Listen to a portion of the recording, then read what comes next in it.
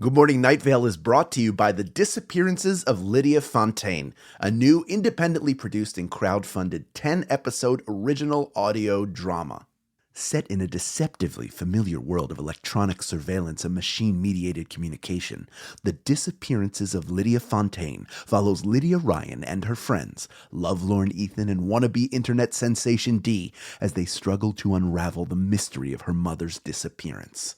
Escape the sinister Fontaine family, and survive the feud over her grandfather's supernatural legacy. It weaves bitter family drama and high-stakes intrigue with fantasy and cyberpunk elements to create a surreal mystery about secrets and grudges, old books, big data, and the promise of infinite knowledge. And do not forget the talking birds. It's a full-cast production with original music and a bespoke soundscape presented through a series of found-footage-style surveillance recordings. And it's important to note, this show was made entirely without generative AI. Even the computers are voiced by human actors. Episodes are free, and you can start listening right now with the Season 1 finale due to come out on August 16th. For more information, go to lydiadisappears.com. and find The Disappearances of Lydia Fontaine wherever you get your podcasts and start listening from the beginning. Insurance isn't one size fits all, and shopping for it shouldn't feel like squeezing into something that just doesn't fit. That's why drivers have enjoyed Progressive's Name Your Price tool for years. With the Name Your Price tool, you tell them what you want to pay, and they show you options that fit your budget. Enough hunting for discounts, trying to calculate rates, and tinkering with coverages. Maybe you're picking out your very first policy, or maybe you're just looking for something that works better for you and your family. Either way, they make it simple to see your options. No guesswork, no surprises. Ready to see how easy and fun shopping for car insurance can be? Visit Progressive.com and give the Name Your Price tool a try. Take the stress out of shopping and find coverage that fits your life, on your terms. Progressive Casualty Insurance Company and Affiliates. Price and coverage match limited by state law. There are no atheists in foxholes. There are a lot of agnostics in pantries. There are a couple of deists in dirt bike racing. Good morning, Night Vale.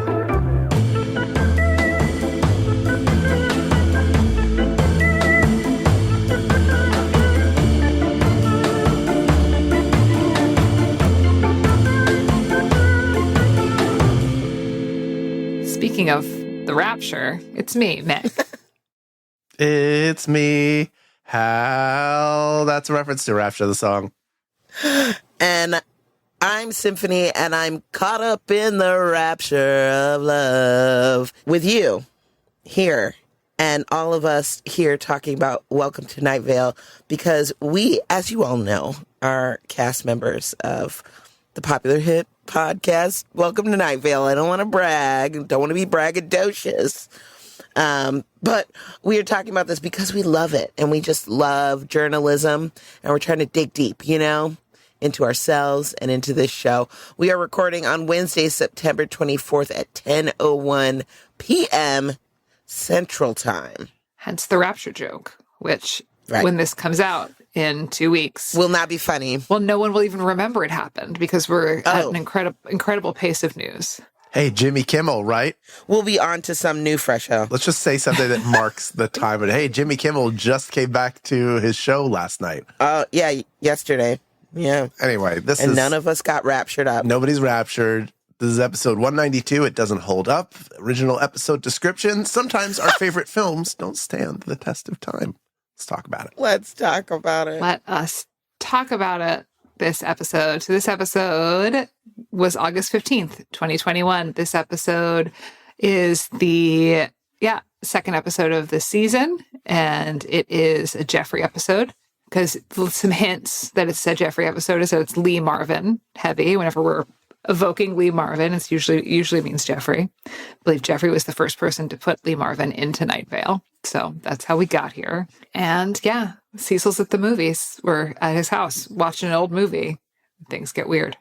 I appreciate this because I love going back to movies that I love and being like, oh, wow, I forgot about this movie. Let me go back and rewatch it and see if it holds up. And sometimes they do and sometimes they don't. And it's kind of sad when it doesn't, or you cringe at it or something. But in this case, Cat Ballou in particular, I've never. Is that a real movie? Yes. Lee Marvin won an Academy Award for it. For real, won Best Actor. Okay, so that's real. Yeah.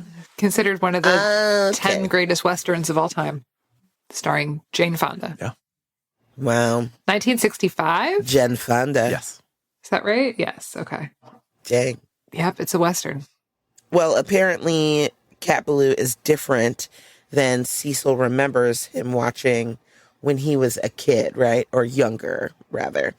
And, of course, he was like, Jane Fonda's in it, and I don't remember that. What he remembers is Lee Marvin playing all of the roles, which I think would be a strange concept for a movie, especially way back in the 60s.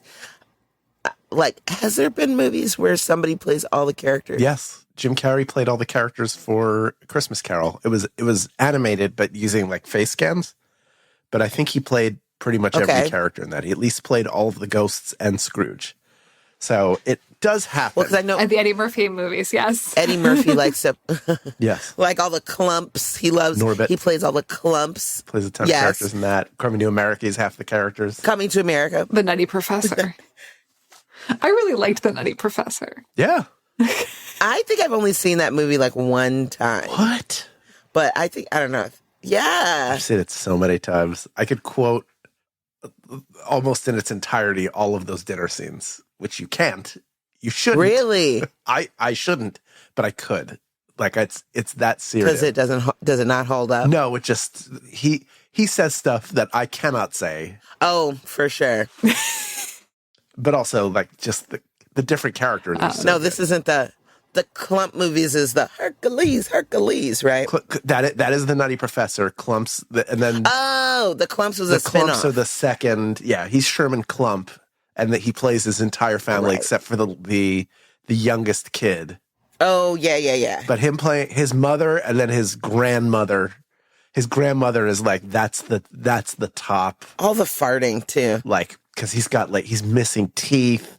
Just Eddie Murphy's comedy's way harder than drama, just by and large.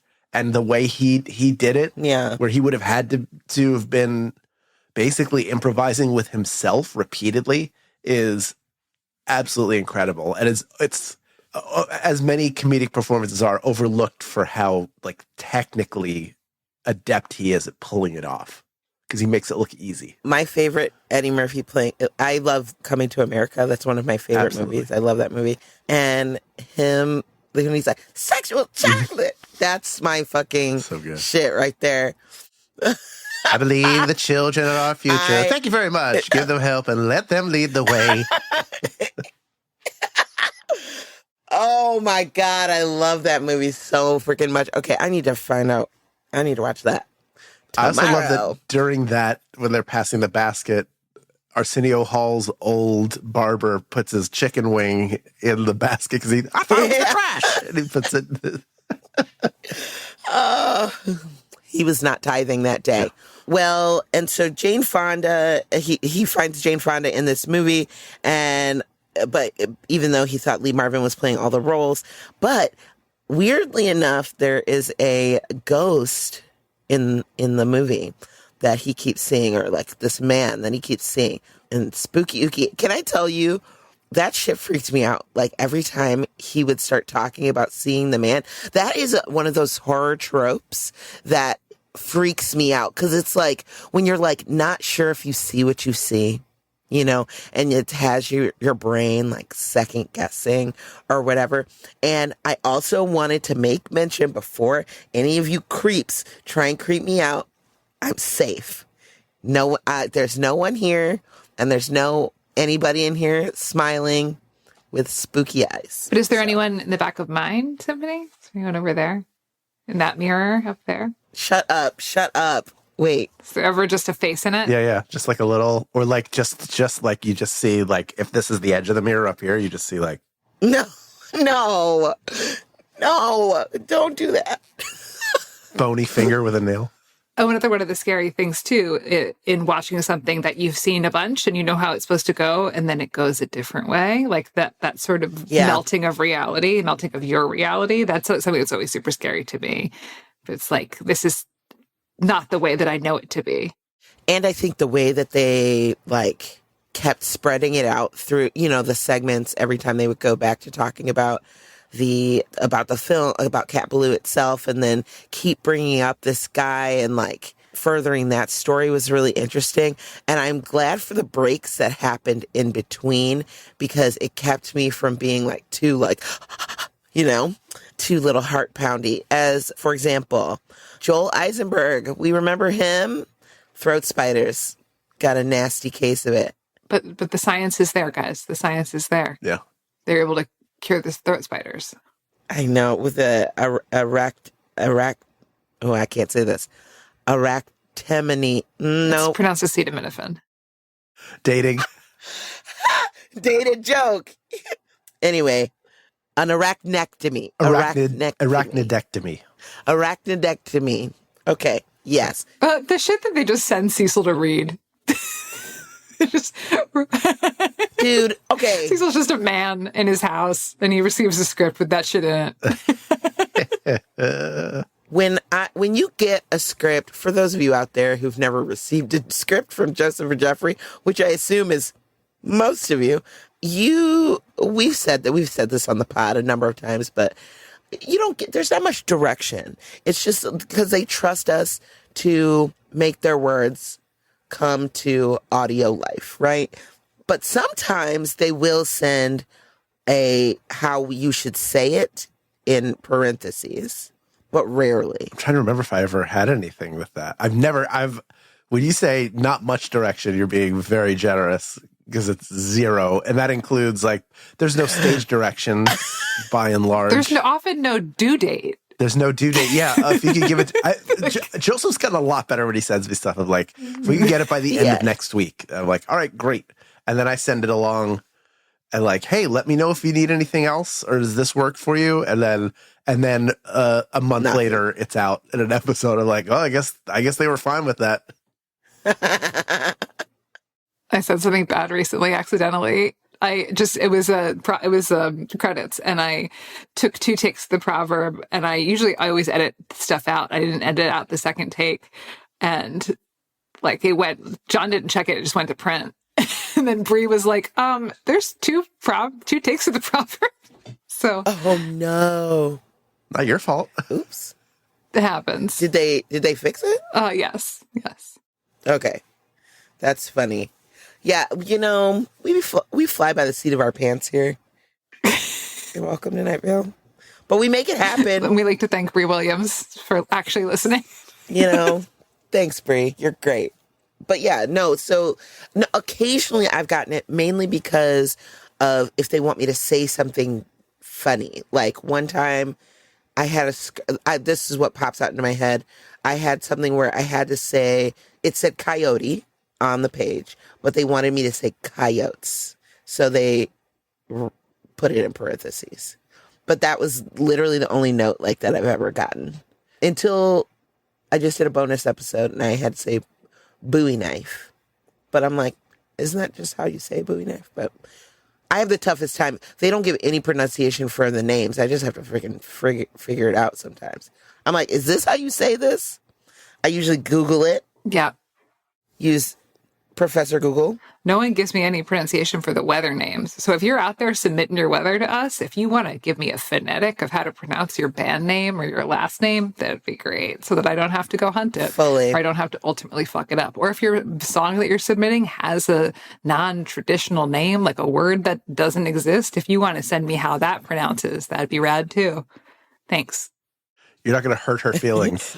And I don't know, I don't remember when this episode comes out, but if you haven't already submitted for the weather and you're interested in that sort of thing, go ahead and drop us a little beep and a boop and a bop, and we'll get back to you. Or not. See how that rhymed? Or just... See how that was clever? In 20 months from now, you'll receive an email being like, it's going in. Yeah. No notes. I love it. But it's good. It's great. But that's how it works. This is the hard and fast life of podcasting, baby. So anyway, Joel Eisenberg has throat spiders. Would hate to have it. Anything with your throat, honestly, freaks me out. Even the thought of possibly having nodes freaks me out. Like, that's my biggest fear. And I don't think I have them, but, I'm pretty sure. Early 2020, I went to an ENT to have my throat scoped to see. Because I was like, somebody told me once I was doing a musical which shredded my voice, and then I also booked the lead in an anime dub. Oh, okay. And got fired from the anime dub because I was there for one day, and it was like I wouldn't be able to pull it off. And the director was like, I think you might have nodes. That was in 2003, I think. Oh my gosh. I was so terrified I never went to check it. I was like, I'm going to go find out my voice career will be over or like be severely delayed. Right. And then I finally went and got scoped. She was like, no, you're fine. Everything looks healthy. That guy was just being mean? No, she was just trying to be helpful. I think she was like, I think she had been through it. She's like, I think you might have this. But I was just like singing myself raw every 4 nights a week, 5 nights a week, whatever, however often we were doing it. Okay. Yeah, it was just a lot. Never do a musical. Let that be a lesson to everyone out there. Don't do musicals. Yeah. I had them put a camera down my throat. This was probably 2016. Ooh. Or maybe 2017. Were you awake? I was awake. It goes down your nose. Still. Yeah. It was, I had a sore throat and a cough and lost my voice for a month. Ooh. And I was like, this is my job. Please help me. And they're like, it's just a virus. You're fine. But it was like, a month. And then I was doing Neo Futurist show at that time. And it was the end of the year, and I lost my voice so bad for the last show, and I was still in charge, so I had to do the intro speech and run all the rehearsals and do and I was in a ton of shit, and no one was like, hey, Meg, since you don't have a voice, maybe I could take over and help with something. They were like, no, you run all the rehearsals. That's fine. So I'm trying to run rehearsal with a megaphone and just doing the show into a micro. The Neo Future show, we usually only use a microphone for textural stuff and stuff that's artistically fun with a microphone, something that's supposed to sound like a voiceover. And so I was just did a lot of the show into a microphone, and I was drinking apple cider vinegar. To try to get, God. You know what works, guys? Vocal rest. Yeah. Yeah. You know what works, guys? Not drinking. But you're not going to tell 2016 Neo-Futurist Meg those two things would help. What did you know? That was before the pandemic. Yeah. It was a different time. Yeah. You were young and wild and free. Different era. You weren't a mother. You weren't someone's mother. No, I was just a motherfucker. You weren't wise. That's just a motherfucker. With no voice. Well, it sounded like this. It just couldn't make the air. It sounded a little RFK. Cheryl. Measles. I don't think you need vaccines. Autism. That guy sucks. Anyway. That guy sucks. Autism rules. Autism rules. Autistic people rule. Tylenol's pretty good. I mean, I prefer Advil, but when I was pregnant, I didn't take Tylenol. I didn't have to take anything because it was during the pandemic, so I didn't get sick the entire time because I didn't leave my home. So, yeah. That's right. Which was nice. I was like, I'm not sick. Am I invincible? I was not. Just indoors. But just inside, just screaming at trains and graves and stuff. Not doing anything that would cause me to get sick. But, the other thing that broke up the spooky scaries was the sports section where they were trying to put bears on the football team. Actual bears. I'd watch it. Yeah. It's Fat Bear Week in our time. Topical joke. It's a topical. Okay. That one bear, I was like, oh, he's so chunky. If you don't know what Fat Bear Week is, it's a high holy holiday for our friend group. It's the days of Rar. Rar Shoshana. It just happens to be taking place during Rar Shoshana. Right after Rosh Hashanah. So, wow. Yeah. The Fat Bear Week, yes. Symphony was explaining it beautifully before I made my Jewish joke. No, please. I love it. So you vote. Shanatova, motherfuckers. Yeah. Yeah, you take some bears there at the Katmai. Is that how we pronounce that? National Park? Katmai? Oh, yeah. In Alaska? In Alaska. And the park rangers there track the health of the bears. They do that through observing them to make sure that they are gaining weight appropriately, because bears, when they come out of hibernation, are super, super skinny. And then they spend all summer eating that salmon, getting fucking thick. And then they get super thick, and then they go into the winter. So the Fat Bear Week is about, as of the public, we are allowed to vote on who we think is the fattest bear or the bear that has had the most significant gains. Everyone has their own individual metric. Mine is I'm about the gains. It's about the gains in this house. So it's not necessarily about how big the bear is, but how big the bear has gotten. Okay. Like the actual growth that they've had. Like, you're like, I want to see a skinny bear to a huge bear. Yeah. I don't want to see a medium-sized bear to just a bigger. You want to glow up. Larger bear. Yeah, I want to be like, oh, I'm worried about that bear. To be like, oh, no one is worried about that bear. You know? I like a certain beardy type.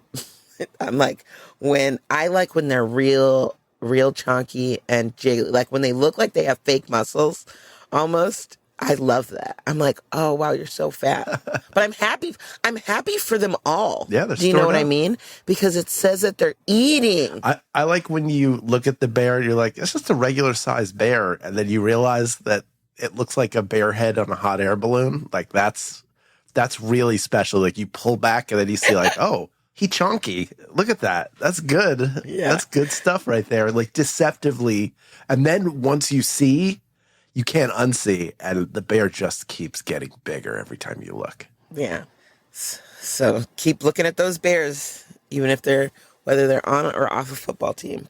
I don't know. I think it might be interesting to put a couple bears on a football team. Yeah, why not? They're very strong. I don't want anyone to get hurt, but the NFL doesn't give a shit if you get hurt, so. Right. I bet a bear.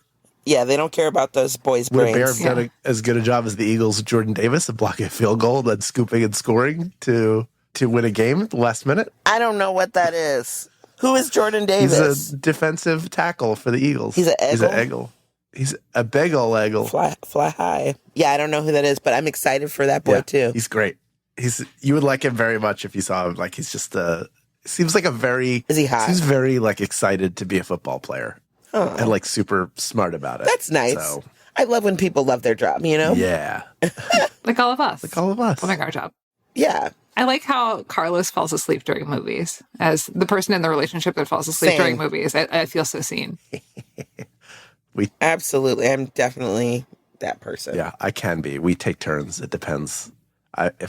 Joseph is like, do you ever wonder how movies end? And I'm like, not really. It's so nice. They all end the same with darkness. Yeah. And rest. Yeah.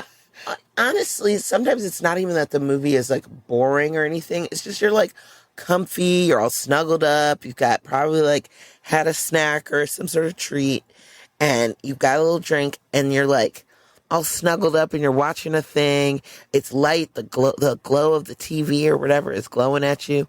I'm falling asleep right now. You know? Yeah. Your dog, she curled up on you. She's asleep. You have a warm thing on your lap? Mm-hmm. Hell yeah.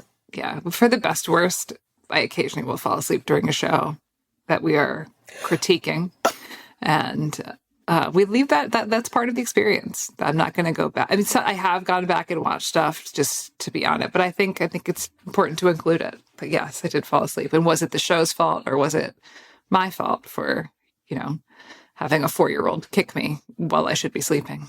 No one will ever know, Yeah. But one thing that we do know that's kind of crazy is that this dude comes back into the frame and comes up really close, and then you have to follow him, and it ends up at a tree, and underneath that tree is a person buried, and he crawls out, and then it's Cecil's dad. Cecil's dad, and the way he just dads both ?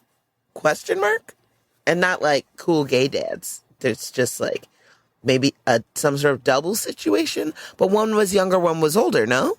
Yes. Yeah. Is that that's how I understood it. Maybe I misinterpreted, but yeah. And crawling out from below the tree is another younger man. Yes. And the younger man lifts his face to the camera, and I knew who he was before he even showed his eyes. I knew. He knew. You knew. Yeah, and then he thought it was his dad. But the way they described it also, that it's that when you know when someone is someone but isn't someone, kind of like in your dream. Yeah. The sense of them. That is a little, yeah, it's like the sense of them. So I don't know, because it's in the movie, I don't know if it's like he's reaching out to him through this movie. Is he trapped in this movie? Is this just like something that's haunting Cecil? And we don't have any confirmation because friggin' Carlos is asleep. It's always the way. So, like always, Cecil just kind of like is like, well, that's confusing, and just like moves on. See you next week. Yeah. Right. Yeah. It's a ghost. The Cecil says, he began to speak, but the sound was, this was his dream. He said, later in my dreams, I saw the man on film. He began to speak, but the sound waves were slow to my ears, and before I could hear where he said he was gone, so were his words, replaced by the bright morning sun and the gentle piano tune of my alarm. And here I am wondering how many ghosts there are in the world. Must be billions. Feels arrogant to assume that just because I see one, it has to be related to me. Oh. Do you think the piano, the alarm, is that? You know that alarm? The gentle piano tune. Yeah. Yes. Anyway, creepy. Cecil has a dad. Or does he? I mean, why did he feel like that was his dad so strongly? Do you know what I mean? Like, I'm like, does his dad have powers? Is he reaching out to him through his dreams? I mean, people can distort stuff in their dreams, so maybe he's like showing himself as one thing, but like, you know, is he some sort of like God sort of thing, his dad? Or is it just like the longing feeling for his dad? Do you know what I mean? Yeah. Or he just, that's in the non-Nightvalian world, the most like obvious psychological conclusion is that he's like feeling a way about his dad and hadn't really thought about that in a while. And so now he's feeling that way in this film. Well, and yeah, and at this point, it's been, I don't know, like 8 years since the show started, right? This was 2021, so the show is, yes. 9 years? The show started in 20... I'm bad at math. Yeah. Yes. So 9 years. So 9 years. And he's never really mentioned his dad before. He's mentioned his mom. But I'm not recalling him talking about his dad really before this. Yeah. So new development, new lore. We're in very exciting times, even though like this episode itself was not like it didn't, like there wasn't like a lot of action that happened. Do you know what I mean? It's like mainly Cecil's retelling of him watching a movie or whatever, or like talking about that talking about an experience rather than something that's like happening directly, threatening right now. You know, there's no like monster. Mm-hmm. It's just like this spooky thing. The spooky thing. The first time Cecil's dad is mentioned is 182, so 10 episodes ago. Okay. And then mentioned... So still recently. Yeah, and then mentioned in 192, and then again in 246. So stay tuned. To return. Damn, we gotta wait.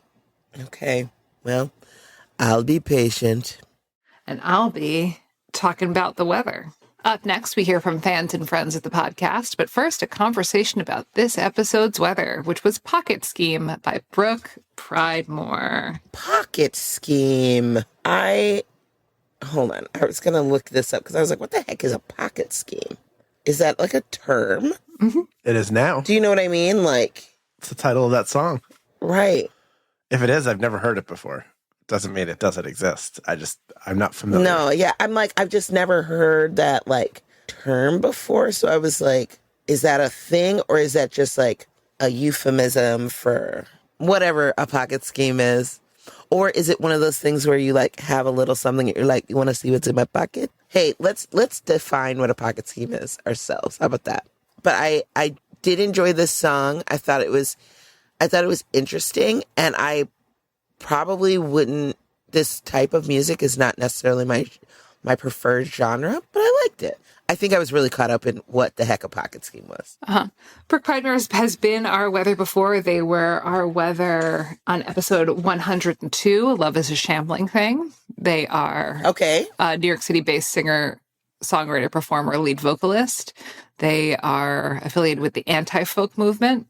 They are, quote, always on tour. So you can check out Brooke Pridemore and go see them live. Nice. Yeah. I like when we have a repeat weather. Yeah, it's always nice. And now I feel like I have to go back and re-listen to that weather song just to see like the catalog, you know? Yeah. It was episode 102, Love is a Shambling Thing. Was the last time we heard from Brooke. Brooke. Come back, Brooke. Well, while we're waiting for Brooke to come back, I might be a little hungry. You know what I'm hungry for? A FanZone Calzone. Lately, I've been all over the place. Between touring, dog sitting, and traveling, my routine has become non-existent. Now that my travel schedule has slowed down, I need to get back to eating real food and not just grabbing what I can when I can. And Factor is making that easier for me. Factor meals are ready in 2 minutes and require little to no prep and no cleanup. So even on the days when my schedule is completely out of whack, eating well is still achievable. Like today, I had 3 meetings and a client. By the time I was done, I was hungry and I just needed to eat. So I grabbed the Beurre Blanc filet mignon with Parmesan risotto and it was delicious. I was amazed at how tender it was and how flavorful the risotto was and saved me from having to pick something up quick. And in 2 minutes, I had something healthy, fresh, and delicious. So if you like fast, easy, and delicious meals, I think you would like Factor meals too. Let's eat real. Head to factormeals.com/GMNV50OFF and use code GMNV50OFF to get 50% off and 1 free breakfast item per box for 1 year, while supplies last until 10/31/2026. That's code GMNV50OFF at factormeals.com. GMNV50OFF at factormeals.com. See website for more details. This episode is brought to you by Accenture. When your advertising operations fall out of sync, everything else follows.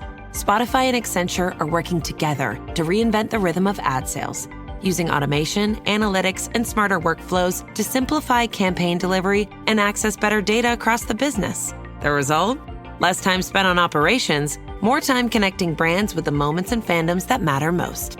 Learn more at accenture.com/Spotify. Yeah. First up, we've got Forrest. Forrest writes, "Yo, Hal, Symphony, Meg." Yo, Forrest. Some unrelated things before I get into the episode. Hal, I feel like you're very rarely at the start of the welcome, so there you go. Plus, Meg, is your full name Megan? Anyway, I was so intrigued by this episode that I actually bought the DVD, but there was no creepy extras.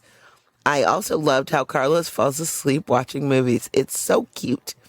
I'm sorry about this, but I don't know anyone as cool as you guys, so I gotta ask these questions. How hard is it to record? Like, could I just go off my iPhone, or do I need fancy equipment? And does Night Vale have any plans to do a tour in England? Ending now, but favorite character, Maureen? Maureen. Yeah.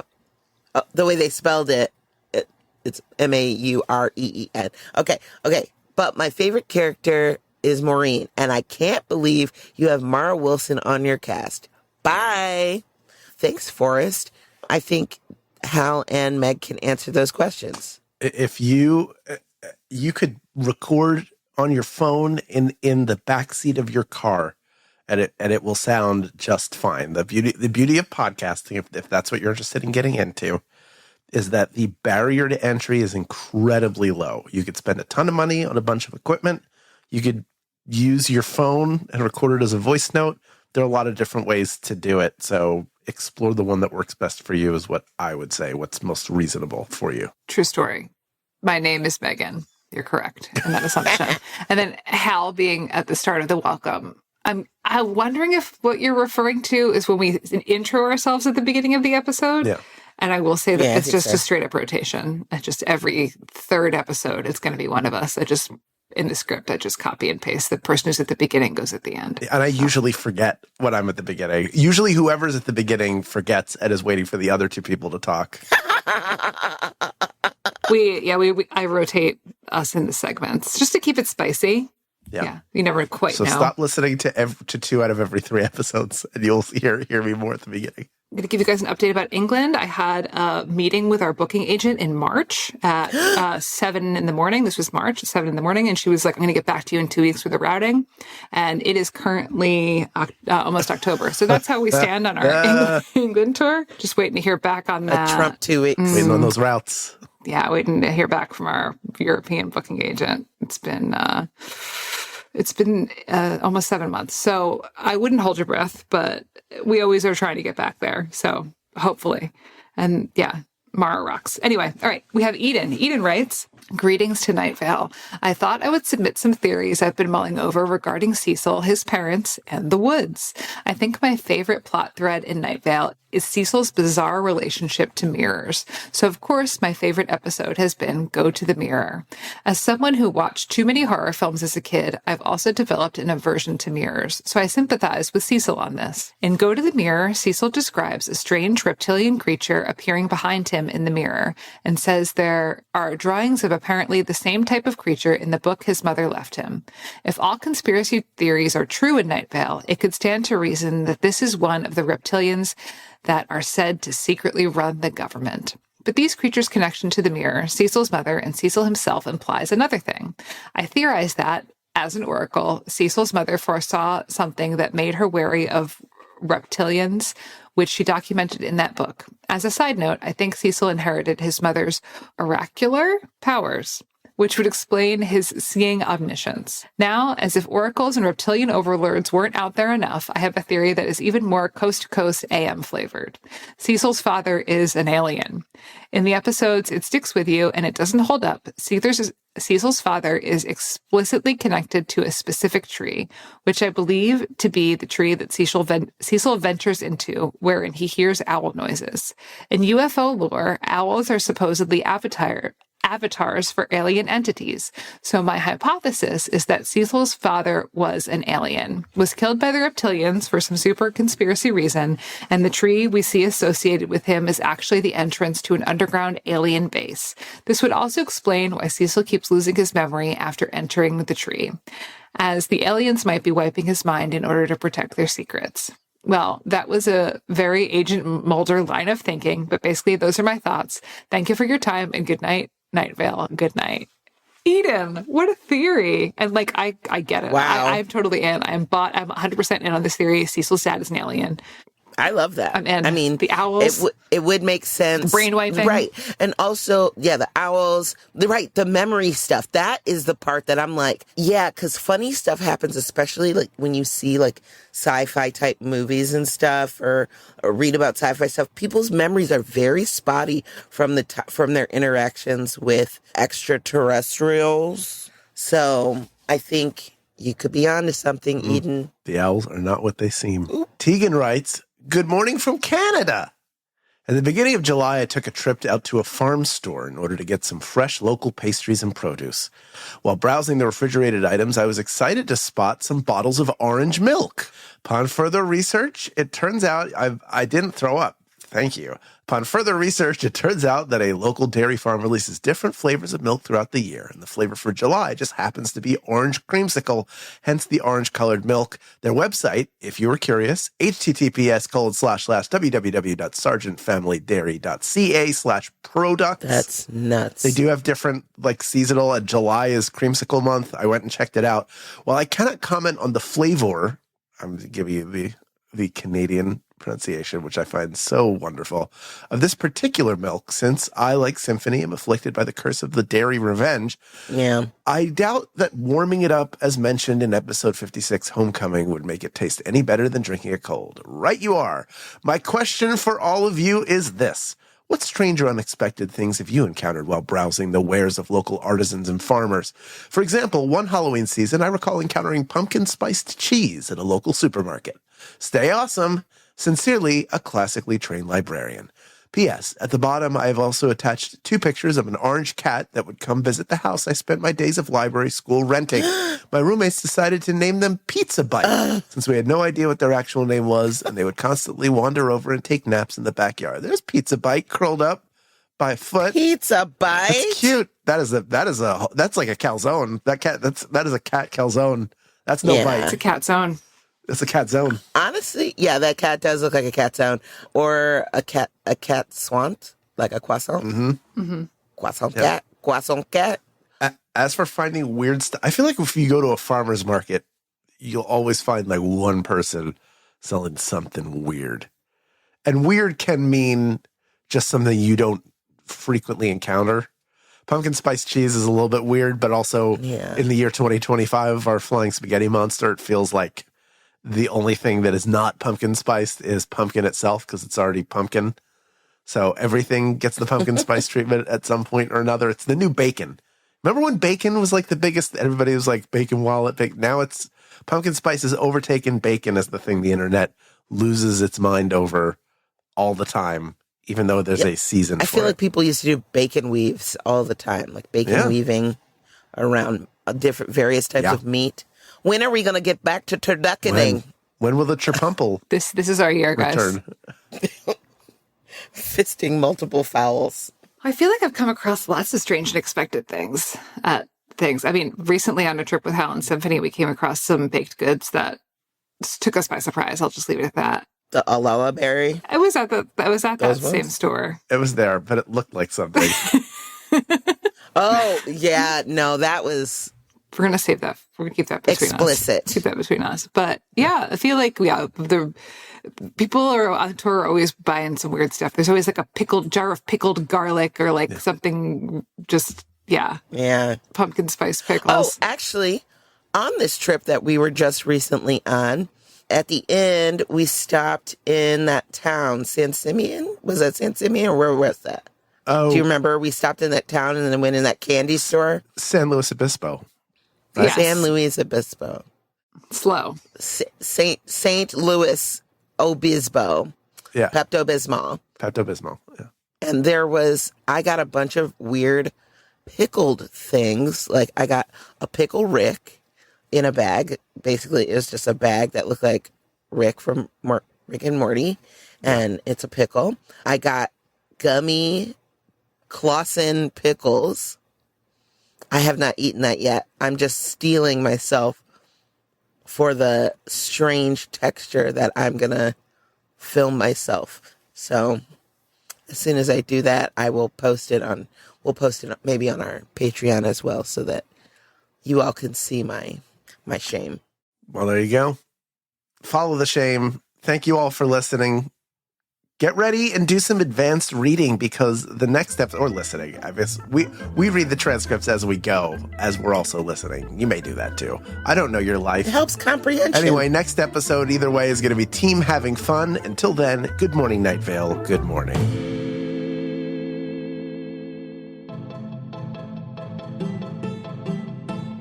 Good Morning Night Vale is a Night Vale Presents production. It is hosted by Symphony Sanders, Meg Bashwiner, and Hal Lublin. It is edited by Felicia Dominguez and mixed by Vincent Cascione. It is produced by Meg Bashwiner. Theme music by Disparition. Email us at info@goodmorningnightVale.com to share your theories and ask questions, or to tell us if this show holds up. The show is powered by our patron, like Sarah Shearer, Sarah Sherman, Sean Havery, Teresa Jacobs, and Thora Cottrell. If you are interested in supporting the show in exchange for lots of fun, exclusive, insider, hyper cool kid content, check us out at patreon.com/goodmorningnightVale. For more info on this show, go to goodmorningnightVale.com. Special thanks to Joella Knapp, Jeffrey Craner, Joseph Fink, and Bree Williams. The calzone ingredient of the week is orange milk. Yum.